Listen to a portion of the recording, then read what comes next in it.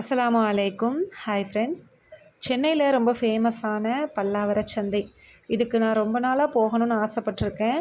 அல்ஹம்துலில்லாஹ் நாங்கள் ஒரு வியாழக்கிழமை போல் சென்னைக்கு வந்திருந்தோம்.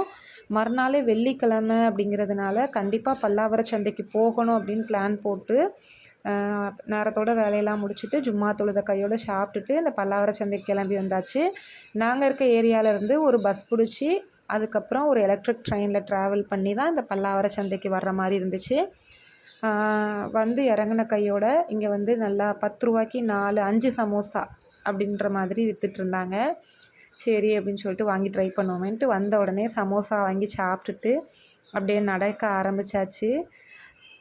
நார்மலாக எல்லா சந்தையும் போல் வெங்காயம், தக்காளி, வேணுங்கிற காய்கறிகள் இந்த மாதிரி சந்தை வந்து ஆரம்பத்தில் இருந்துச்சு. சரி பல்லாவர சந்தை இப்படி தான் இருக்குமா அப்படின்ற மாதிரி நாங்களும் இப்படி பேசிக்கிட்டே நடந்து போனோம். என்னெல்லாம் வேணுமோ வீட்டுக்கு தேவையான காய்கறிகள்லேருந்து மளிகையிலேருந்து இப்படி எல்லா விதமான பொருட்களும் ஒரே இடத்துல வாங்கணுண்டா கண்டிப்பாக இந்த பல்லாவர சந்தைக்கு வரலாம். ரேட்டுமே ரொம்ப ரீசனபிளாக இருந்துச்சு. எப்பயுமே நம்ம ஊர்களில் வாங்குகிற காய்கறி ரேட்டை விட சென்னையில் கொஞ்சம் கம்மியாக இருக்கிற மாதிரியே எனக்கு தெரியும். அதை விட கம்மியாக அந்த பல்லாவர சந்தையில் இருந்துச்சு. பாயாசம் கூட விற்கிறாங்கப்பா அப்படிங்கிற மாதிரி பாயாசம், சேமியா பாயாசம்லாம் வண்டியில் வச்சுட்டு விற்றுட்ருந்தாங்க.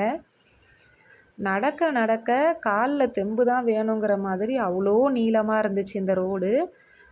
அதுக்கேற்ற மாதிரி எல்லா விதமான பொருட்களும் குமிச்சு குமிச்சு வச்சுருந்தாங்க. பார்க்குற இடமெல்லாம் ஃப்ரூட்ஸு அது இதுன்னு கலர்ஃபுல்லாக இருந்துச்சு. எங்கள் ஊரில் நாங்கள் கருவாடு வாங்கணுண்டா கடைநல்லூருக்கு தான் போவோம். அங்கே ரேட்டு கொஞ்சம் பரவாயில்லாமல் இருக்கும்.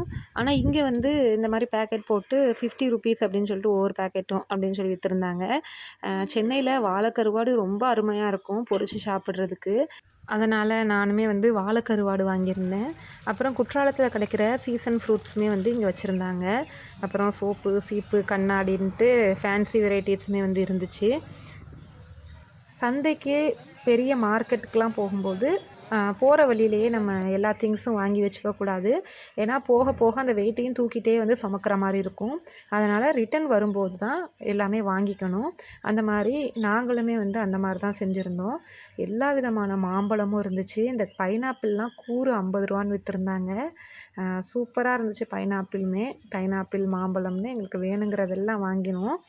அப்புறம் எல்லா விதமான கீரைகள் இருந்துச்சு. நாட்டுக்கோழி முட்டை, காடை முட்டைலாம் இருந்துச்சு. இது ஒரிஜினல் முட்டையான்னு தான் தெரியலை. அப்புறம் குல்ஃபி ஐஸ் எல்லாம் வாங்கி சாப்பிட்டுட்டு திரும்பவும் நடைய கட்ட ஆரம்பித்தாச்சு. நடக்க நடக்க பாதை தான் வந்துக்கிட்டே இருக்கே தவிர அந்த சந்தை முடிவுக்கு வந்த மாதிரி தெரியலை. ஒரு 10 கடை கிட்ட பேக் கடை போட்டிருந்தாங்க. ஏன்னா ஸ்கூல் ரீஓப்பன் ஆக போதில்ல, அதனால் வந்து இந்த மாதிரி பேக் எல்லாம் வச்சுருந்தாங்க.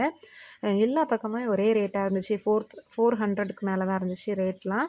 அதனால் பேக்லாம் எதுவும் வாங்கலை. இங்கேருந்து சுமந்துட்டு போகணும் அப்படின்றதுக்காக ஊரில் வாங்கிக்கலாம் அப்படின்ட்டு விட்டாச்சு. எல்லாத்தையும் பார்த்துட்டு இங்கே ஃபர்னிச்சர்ஸ் எல்லாம் வந்து ரேட்டு கம்மியாக இருக்கும் அப்படின்னாங்களா, அதையும் வந்து ரேட் கேட்டோம். அழகழகு சோஃபாலாம் வந்து 5000 அந்த மாதிரி தான் இருந்துச்சு. இங்கே இருக்கிறவங்களுக்கு இங்கே வாங்கிட்டு போகிறதுக்கு வசதியாக இருக்கும் போல். எனிவே இதெல்லாம் சுற்றி பார்த்தது ஒரு சந்தோஷம், அவ்வளோதான். நான் போன ஷார்ட்ஸ் வீடியோவில் வந்து வெள்ளரி பழ ஜூஸ் வீடியோ போட்டிருப்பேன்.